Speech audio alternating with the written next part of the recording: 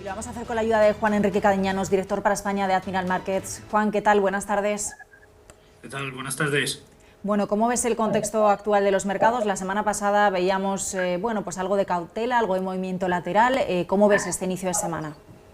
Bueno, es cierto que llevamos con la jornada de hoy unas 6 jornadas en consecutivo de caídas. La jornada de hoy con caídas un poco más severas. Es cierto que mucha volatilidad a corto plazo y a la espera. Yo creo que el mercado americano está un poco expectante de ver el sesgo final, ¿no?, de esas referencias macroeconómicas. Una vez ya conocidas las referencias empresariales y el sesgo, entre comillas, favorable y positivo que han podido tener en cuanto a que no son datos buenos, pero sí son mejores de lo que se esperaba, pero el trasfondo no deja de ser el mismo, y es que los datos siguen siendo malos. Es decir, las referencias empresariales y los resultados presentados por la mayoría de las entidades han sido malos. Lo único que les salva que han sido mejores de lo que se esperaba.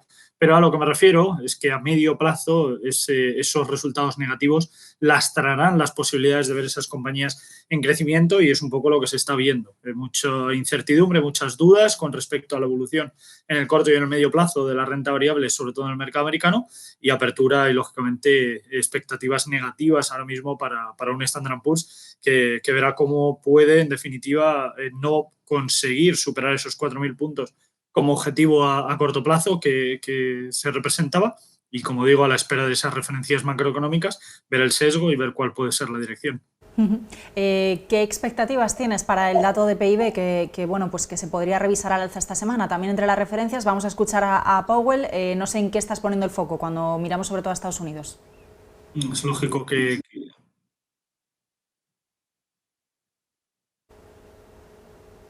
¿Me escuchas, Juan? Sí, perdón, que había vídeo y no sabía Ah, si vale. tenía. Sí, dime.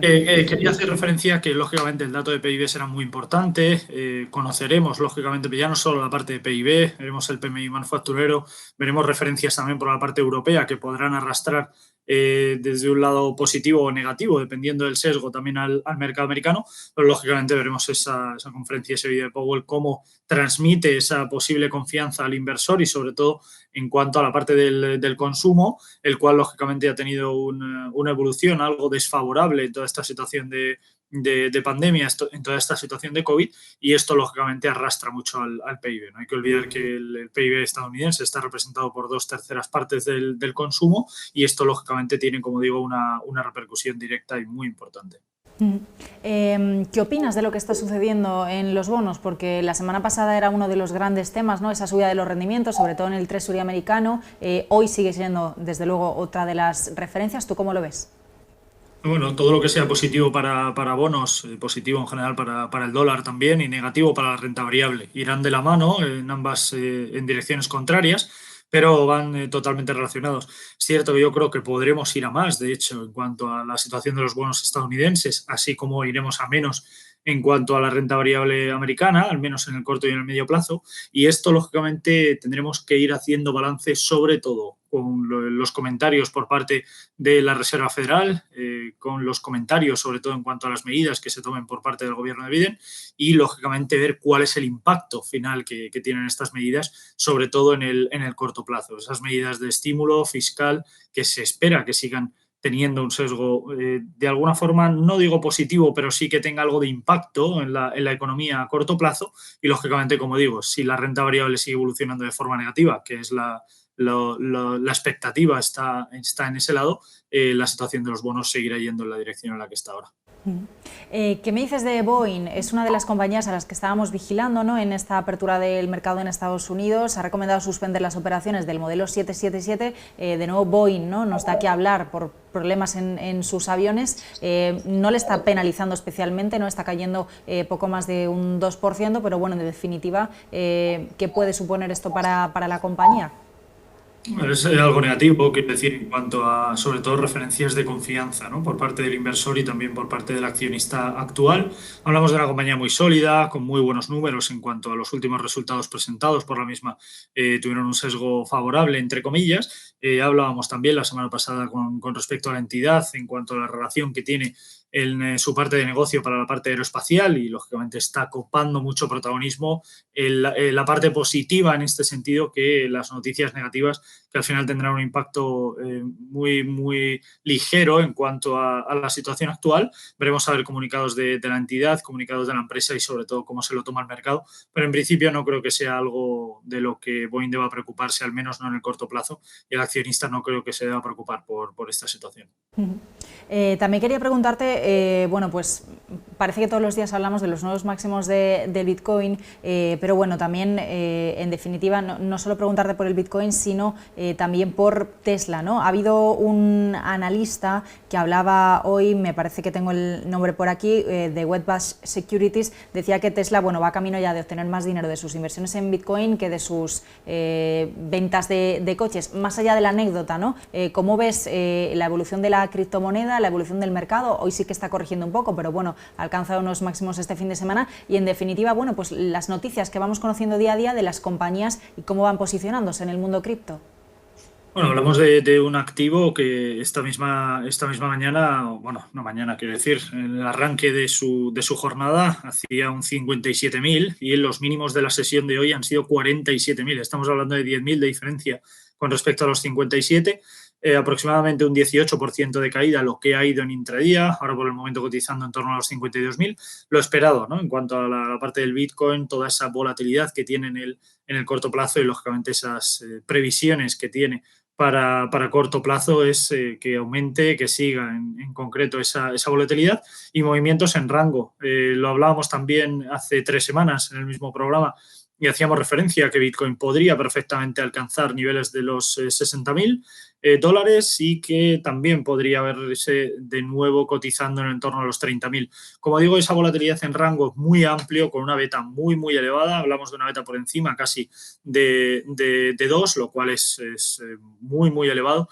Y lógicamente esto hace que muchos inversores con cierta tranquilidad, con cierta inversión tradicional, estimen la posibilidad o desestimen, mejor dicho, en este caso, la posibilidad de invertir en este tipo de activos por esa volatilidad. Pero al final hablamos de un activo que a medio plazo el crecimiento está ahí, obviamente las previsiones, la confianza de grandes inversores y lógicamente también lo vimos con el New York Watermelon que entraba de lleno también en la parte de la criptomoneda. Cada vez son más bancos los que toman partida en esta situación, en esta tesitura y lógicamente esto es algo que puede generar muy buenos números, al menos para el corto plazo en la cripto, bro. Al final, como digo, la volatilidad está ahí, ese rango comprendido entre los 30.000, diríamos, y los 60.000 por el momento sigue siendo una realidad a medio plazo. En el corto plazo veremos si consigue en definitiva aguantar esos 45.000 puntos. Yo creo que no debería tener problemas, pero veremos a ver si en el corto plazo sigue aumentando esa volatilidad, que es lo que se espera.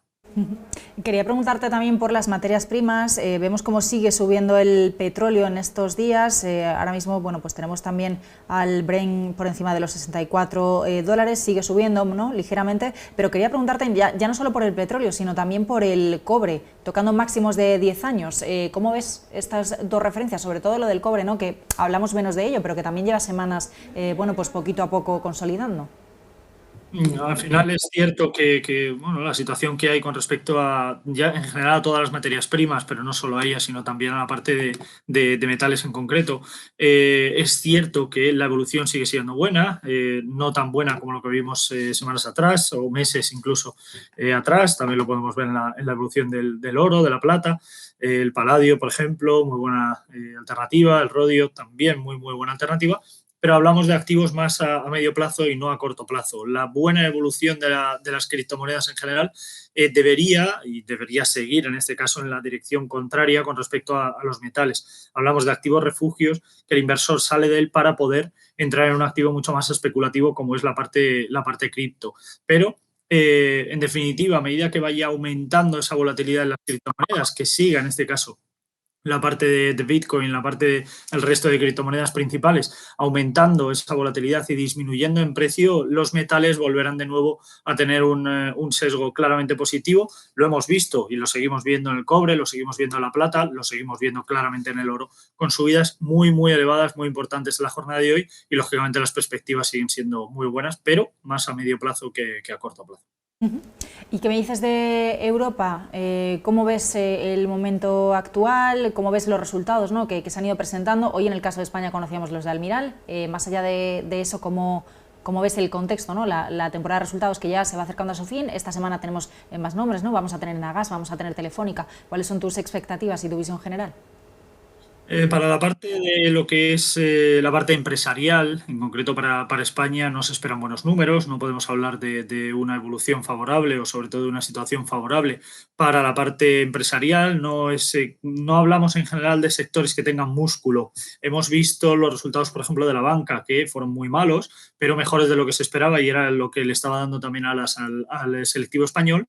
Y en general yo creo que será lo mismo que hemos visto para Repsol, será lo mismo que veremos en Telefónica.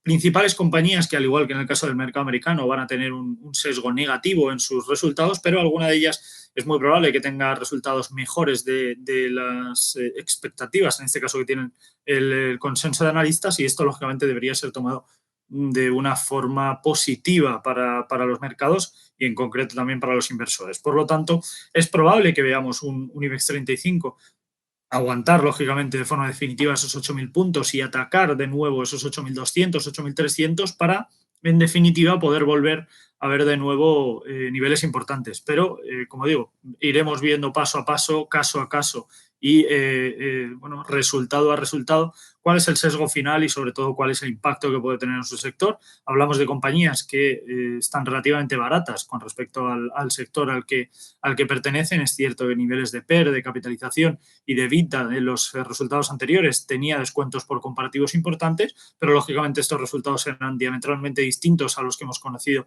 trimestres atrás y estaremos muy atentos y muy pendientes de ver su posible evolución. Bueno, pues a ver qué nos dejan las cuentas, ¿no?, de lo que resta de la temporada de resultados. Juan Enrique Cadiñanos, Admiral Markets. Gracias, buenas tardes.